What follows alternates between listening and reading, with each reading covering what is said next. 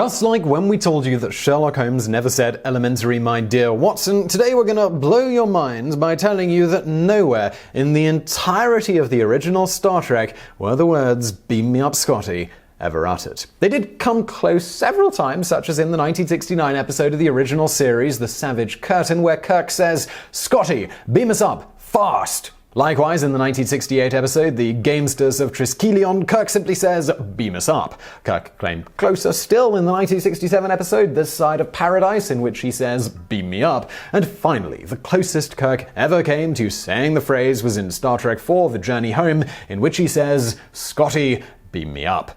The only place you'll find the line in somewhat official canon is in The Ashes of Eden from 1996. This was a novel co-written by William Shatner as part of the so-called Shatnerverse, and no, we're not making any of this up. Even then, the novels that Shatner wrote are disputed in terms of how canon they are.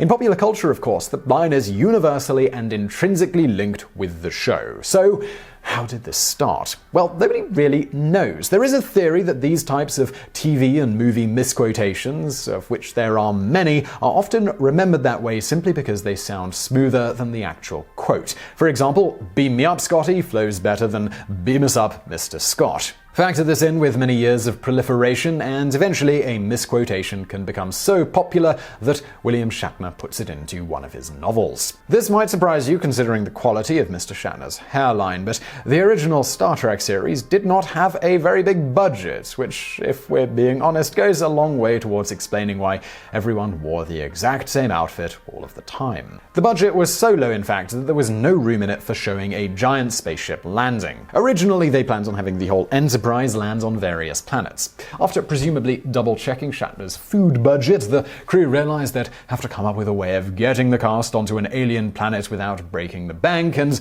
this is where the transporter came in. Along with looking science as hell and reducing the cost of each episode a good amount, the transporter also streamlined the show considerably, adding time which could better be used for fleshing out the story. It also introduced a plot element that would remain a series and indeed a genre mainstay for decades. In other words, if Star Trek had a bigger budget when it first aired, we'd have no idea how awesome being able to transport our matter thousands of miles in an instant would be, and the Enterprise taking off and landing would have become as annoying as Team Rocket's opening speech every single episode. As for how the effect itself was realized, that too is a fairly ingenious act of cost-cutting. The crew recorded flecks of aluminium powder hitting a piece of black cardboard with a bright light shining on the flecks, giving the distinctive twinkling effect seen on the show. In post-production, the effect was superimposed over the crew, and using a simple fade-out, the effect of the crew disappearing was achieved. The process, of course, was simply reversed for rematerialization. As noted in the book Teleportation: The Impossible Leap, as the series and technology went on,